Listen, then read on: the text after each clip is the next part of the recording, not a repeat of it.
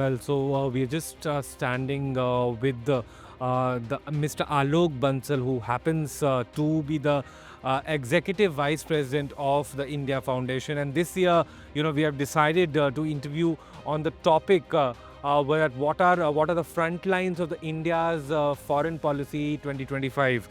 Sir, thank you so much for talking to Newsx. It's a pleasure connecting with you.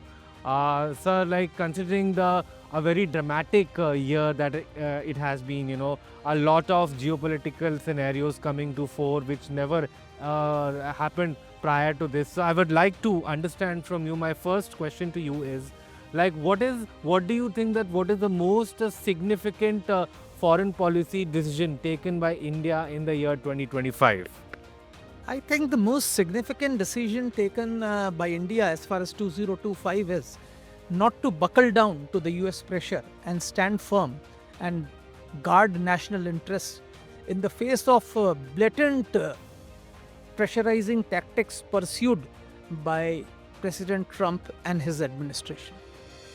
Sir, like if you can just elaborate as to how India didn't buckle down under the Trump administration. We have seen Trump this Trump administration for the second time since he has become the president of the United States. He has been imposing tariffs on all the countries.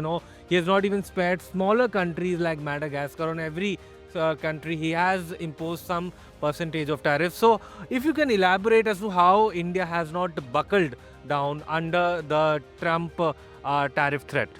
See, firstly, we need to understand that President Trump conducts and behaves more like a real estate businessman rather than a statesman.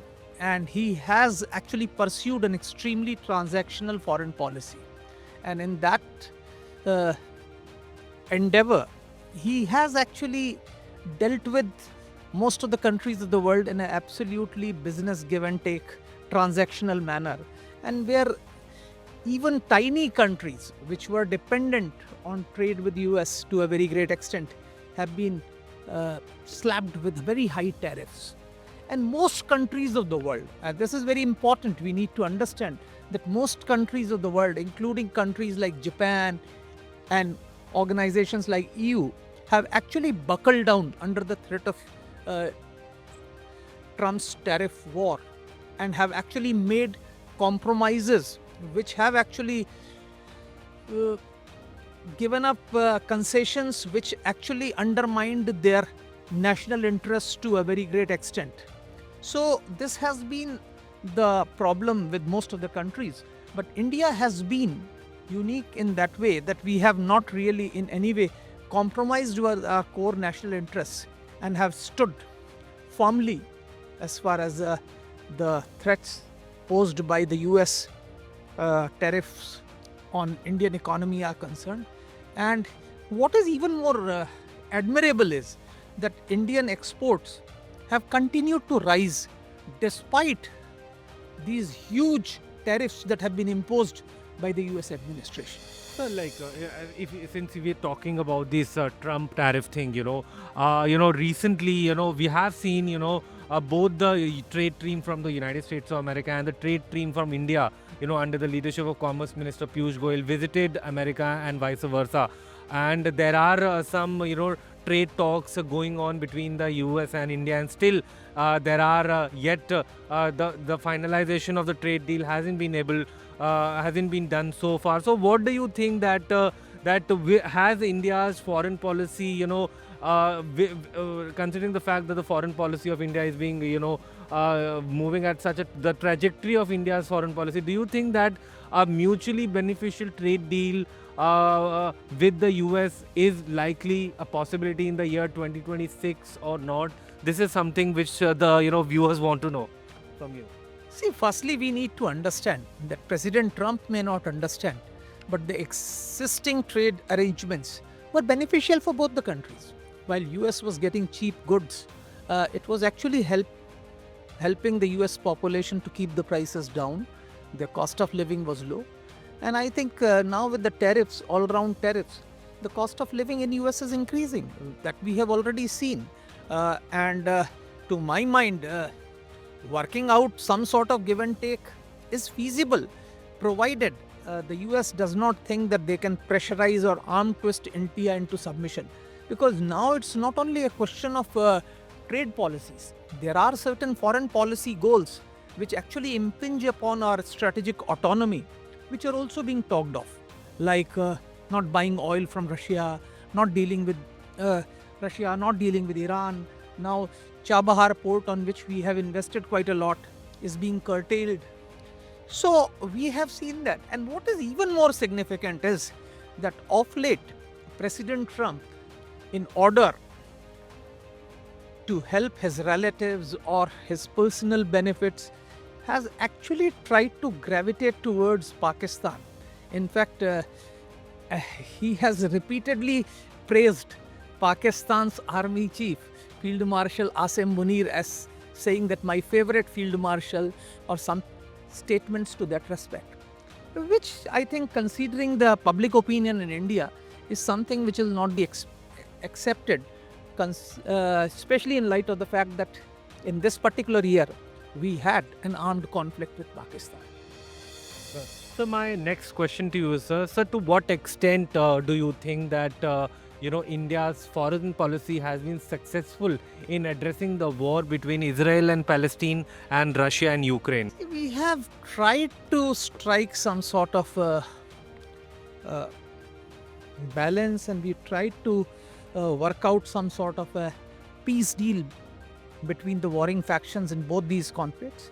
But to say that we have been successful, I think, would not be correct, because both these conflicts are extremely vexed, and no par. Though a Gaza peace deal has been signed, I don't think so as of now peace has returned to that particular part. And so is the case of Russia-Ukraine war, though President Trump has come out with various peace plans. But what is remarkable is that India has managed to maintain its relationships both with Israel and Palestinian Authority, as well as with both Russia and Ukraine. I'm sure, considering the stature and the persona of Prime Minister Modi, he would have definitely tried to strike a peace deal, because India supports peace and global peace is in our interest. And I think peace in these two arenas of conflict is India's long-term interest. So we would have definitely done that. But somehow I feel these two problems are too vexed to be resolved so easily. Right. So my next question to you is, like, since recently, some months ago, Canadian Foreign Minister Anita Anand visited India, and we know that recently a new government in Canada has come to power, under the leadership of Mark Carney.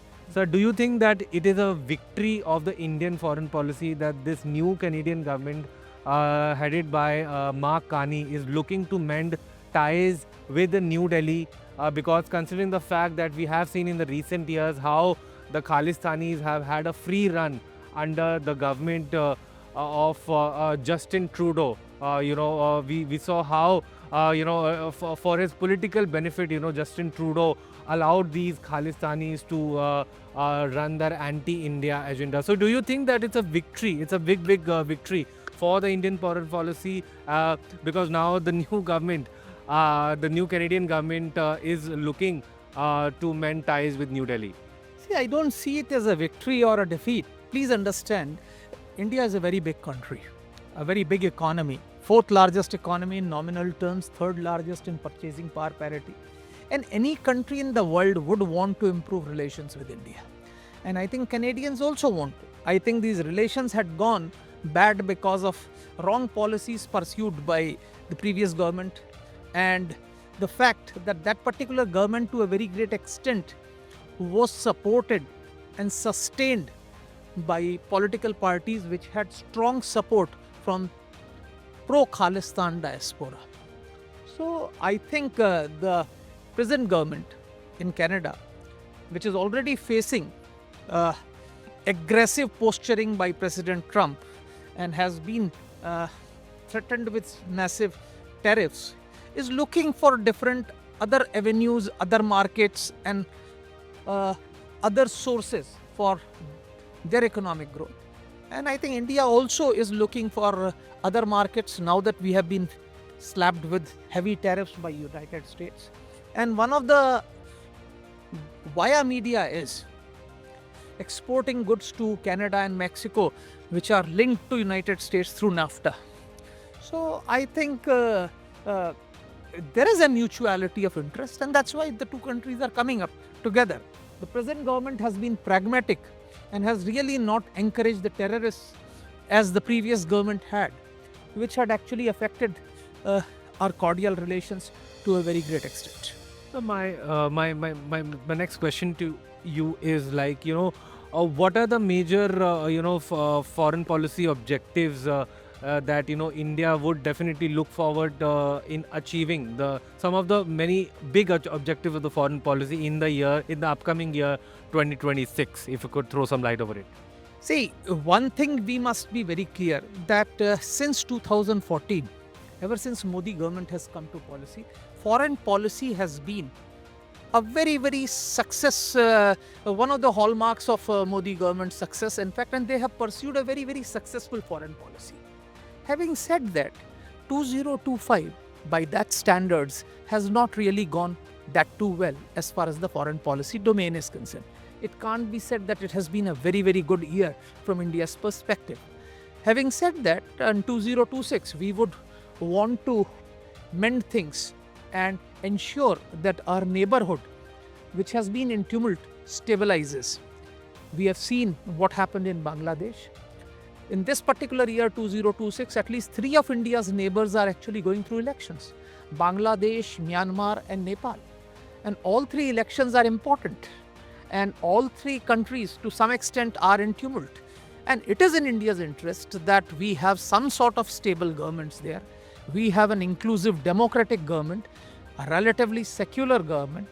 And I think that is what we'll strive for. And we would want that neighborhood is stable. Our relations with China have been improving. We have withstood the pressures from Western countries to sustain our good relations with Russia. At the same time, in 2026, we will hope that with the midterm elections in US, the mood in US will change.